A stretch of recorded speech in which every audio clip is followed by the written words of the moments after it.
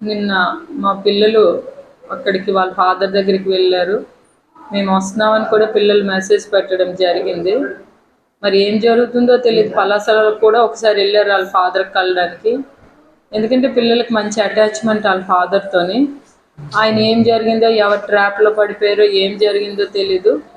మా ఫ్యామిలీ ఈరోజు రోడ్డు మీద పడవలసిన పొజిషన్ వచ్చింది. అధిష్టానం దృష్టిలో కూడా నేను పెట్టడం జరిగింది. సర్దుబాటు చేయాలని ఒక ఆలోచనతో చెప్పడం జరిగింది. మరి అధిష్టానం దగ్గర ఆయన ఏం చెప్తున్నారో తెలీదు. నా వ్యక్తిగత సమస్య అని చెప్తున్నారా, ఏం సమస్య? ఇది పార్టీ సమస్య కూడా ఉందండి. ఇక్కడ క్యాడర్ కూడా సఫర్ అవుతున్నారు. ఎందుకనంటే ఇల్లీగల్ అఫైర్స్ వల్ల పార్టీ కూడా బాగా డ్యామేజ్ అవుతుంది. ఇక్కడ చాలా దారుణంగా ఉంది. ముందు కూడా నేను సీఎం గారి దృష్టిలోనే, అధిష్టానం దృష్టిలో కూడా, పెద్దల దృష్టిలో కూడా పెట్టడం చెప్పాను. ఎందుకైనా సర్దుకుంటారని ఒక ఆలోచనతో చెప్పాను. ఆవిడ చాలా వర్స్ట్ లేడీ అండి. ఆవిడకి చాలా మందితో ఇల్లీగల్ అఫైర్స్ ఉన్నాయి. ఈ ఇల్లీగల్ అఫైర్స్తో ఆవిడ డబ్బు సంపాదించుకునే కార్యక్రమం చేసుకుంటుంది. చాలామంది పిల్లల భవిష్యత్తులను కూడా ఆవిడ తీసింది.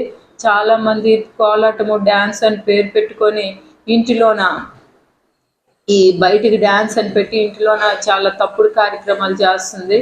దానివల్ల మా ఇంట్లోకి చేరింది ఇప్పుడు ఆవిడ. మరి ఏం జరిగిందో, ఎలా జరిగిందో తెలియదు. అక్కడికి చేరింది. అక్కడికి చేరడం వల్ల మేము ఇబ్బంది అవుతున్నాము. ఇన్నాళ్ళు ఏ ఎఫ్ఐఆర్ ఉందో, ఏటి ఉందో, మేము ఆయన గొడవలు పడుతున్నప్పటికీ మేము ఆయన వాళ్ళ పేరెంట్స్ దగ్గర పలాసలో ఉండడం జరిగింది. ఎలక్షన్ ముందు ఆయన ఇక్కడికి రావడం జరిగింది. అప్పటి నుండి ఇక్కడే ఆవిడ ఉంటుంది అనేది మేము వింటున్నాము. ఆవిడ ఏంటంటే వీడియోలు తీసి పెట్టడం, చాలా తప్పుడుగా బిహేవ్ చేయడం. ఇప్పటికే ఆవిడకి నాకు తెలిసి 2-3 మ్యారేజెస్ కూడా అయ్యాయి. అలానే ఆవిడ ఇల్లీగల్ అఫైర్సే కాకుండా ఆవిడ వృత్తే అది. చాలా దారుణంగా దాని మీద పబ్బం గడుపుకొని డబ్బులు గడించుకునే తత్వం ఆవిడ. కాబట్టి మేము కూడా ఇమీడియట్గా అలాంటి పనులు ఇక్కడ చేస్తే మా లైఫ్లు డ్యామేజ్ అవుతాయని ఒక ఆలోచనతోనే పిల్లలు నేను వెళ్ళి అక్కడ వాళ్ళ ఫాదర్తో మాట్లాడదామని చెప్పడం జరిగింది. అయినా ఆయన బయటికి రాకుండా లోపల ఉండిపోయి పిల్లలకు రోడ్డు మీద పెట్టడం జరిగిందండి. దీన్ని ఎట్టి పరిస్థితుల్లో పిల్లలు కానీ నేను కానీ ఆపేది లేదు. ఎందుకంటే ఇది ఆయన సొంతూరు కాదు. ఇది నా ఫాదర్ రాఘారావు గారి నుండి మేము పొలిటికల్గా, మా తాత లక్ష్మీపతి దొర గారి నుండి మేము ఇక్కడ రాజకీయాలు చేస్తున్నాము. 100 ఎకరాల ఆస్తులు అమ్ముకొని మేము విలువలతో ఉన్నాము. మాలాంటి ఫ్యామిలీల్లోనే ఇలాంటి డ్యామేజ్ జరిగితే నా పిల్లల భవిష్యత్తు పోద్ది. కాబట్టి ఎట్టి పరిస్థితుల్లో దీనికి ఒక ఎండ్ పాయింట్ వచ్చినంత వరకు మాత్రం మేము ఆగేది లేదండి. మేము ఇళ్లల్లోనే ఇలాంటి తప్పుడు పనులు చేసుకుంటే మాత్రం మేము సహకరించే పరిస్థితి ఉండదు అనేది నేను తెలియజేస్తాను.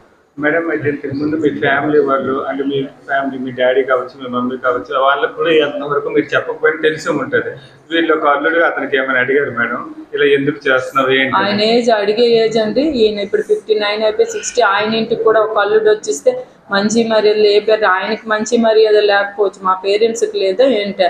ఆయన సర్దుకోవాలి, బయటికి రాకుండా ఉండాలి. కానీ ఈ అడిగే ఏజ్ అయింది. ఒక మా వెళ్ళి అడిగే ఏజా, లేకపోతే నేనేమైనా మా పేరెంట్స్ని ఇన్వాల్వ్, నేనేమైనా హౌస్ వైఫ్ నేను నలుగురికి మంచి చెడు చెప్పుకొని పెద్దలు నా దగ్గరికి 100 మంది ఫ్యామిలీ ఇష్యూస్తో వస్తే నేను కన్సోల్ చేసిన దాన్ని, నాకు ఒక 50 years వచ్చి నా ఇంటికి ఒక అల్లుడు వచ్చి నేను ఎలాగండి ఇట్లాంటి పేరెంట్స్కి తెలిసినా నేను ఎప్పుడు ఇన్వాల్వ్, డాడీ అడిగితే నేను ఎప్పుడు ఇన్వాల్వ్ అవ్వద్దన్నాను. వాళ్ళు ఇన్వాల్వ్ అవ్వరు కూడా.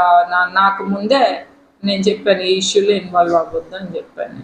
ఎందుకంటే అడిగే ఏజ్ కాదు మాది, పేరెంట్స్ దూరే ఏజ్ కాదు ఇది. ఎలాగ మాట్లాడతాం మనం అలాంటివి? నాకు షై ఫీలింగ్ ఇవి.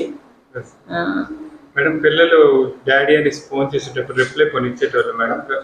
ఏవో మెసేజ్లు నచ్చితే పెట్టేవాడు, నచ్చకపోతే ఇచ్చేసేవారు. రాత్రి 2 వరకు అక్కడే ఉన్నారు. మీరు చూసారు, మీకు తెలుసో తెలీదు, అక్కడే ఉన్నారు. నైట్ 2 వరకు స్టే చేశారు ఆ పిల్లలు. చాలా దారుణం అండి. పార్టీ మెయిన్ ఏంటంటే దీని మీద పార్టీ ఆయనకు గట్టిగా అడగాలి. సీఎం గారు కూడా అడగాలి. నా వ్యక్తిగత సమస్య అనుకొని ఉండిపోతే నేనేం చేయలేను. ఖచ్చితంగా దీంట్లో ఏం జరుగుతుంది, ఫ్యాక్ట్ ఏంటి, ఆయన ఎలా ట్రాప్ అయిపోయాడు, ఏం ట్రాప్ అయిపోయాడు, ఆవిడ ఆ క్యాండిడేట్ ఎవరు ఏంటి అనేది మాత్రం పార్టీ దీని మీద దృష్టి పెట్టి అవన్నీ కన్నా ఆయన వచ్చేమో రాముడు దేవుడు అనుకుని అక్కడ ఒక రకంగా ఇక్కడ పార్టీకి డ్యామేజ్ చేసుకొని, కంపు చేసుకొని, కార్యకర్తల జీవితాలతో ఆడుకొని, పార్టీ జీవితంతో ఆడుకొని, ప్రజల జీవితాల్లో ఆఖరి కుటుంబ జీవితాలతో కూడా ఆడుకొని ఉంటే మాత్రం ఇది చాలా మేజర్ డ్యామేజ్ అవుద్దని నా ఫీలింగ్.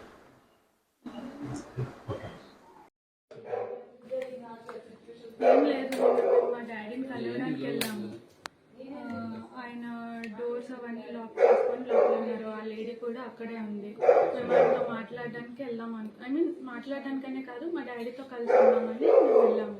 బట్ మేము మెసేజెస్ చేసినా ఫోన్ కాల్స్ చేసినా ఆయన లిఫ్ట్ చేయలేదు, దేనికి రెస్పాండ్ అవ్వలేదు. సో ఏంటి అంటే వాళ్ళు ఎప్పుడో ఒకప్పటికైనా డోర్ తీస్తారు కదా అని మేము బయట వెయిట్ చేస్తాం. అయితే నైట్ ఎంత టైం వరకు ఉన్నారు? అసలు ఏం జరిగింది? నైట్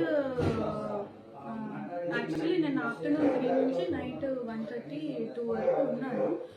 బట్ వాళ్ళు ఎవరు రెస్పాండ్ అవుతారేమో అని మేము వెయిట్ చేసాం. అట్లీస్ట్ మా డాడీ అయినా అయ్యో నా పిల్లలు బయట ఉన్నారు కదా లోపల పిలుస్తారనేమో అయినా వెయిట్ చేసాం. బట్ ఏం రెస్పాన్స్ లేదు. ప్రధాన కారణం ఏంటి మీ ఫాదర్ రెస్పాన్స్ అవ్వడానికి?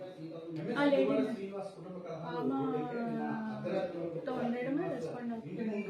జనం నుంచి మీ ఫాదర్ దూరం చాలా మంత్స్ అవుతుంది. లాస్ట్ ఇయర్ నుంచి దూరంగానే ఉంటుంది. ఈ మధ్యకాలంలో మీరు కలవడానికి వెళ్ళాం. లాస్ట్ ఇయర్ వినాయక చవితి అప్పుడు మాట్లాడడానికి వెళ్ళాం. అప్పుడు మా డాడీ వాళ్ళ బ్రదర్ అండ్ వాళ్ళ మదర్ ఏం చేశారంటే మమ్మల్ని లోపలికి రానివ్వకుండా మేమేదో వాళ్ళకి అటాక్ ఇస్తున్నాం అన్నట్టు క్రియేట్ చేసి మా డాడీతో కలవనివ్వకుండా చేశారు. సో ఆ తర్వాత మళ్ళీ మేము ఫోన్లో మెసేజెస్లో కాంటాక్ట్లో ఉన్నాం కానీ ఆయన ఏం రెస్పాండ్ అవ్వలేదు. సో నేను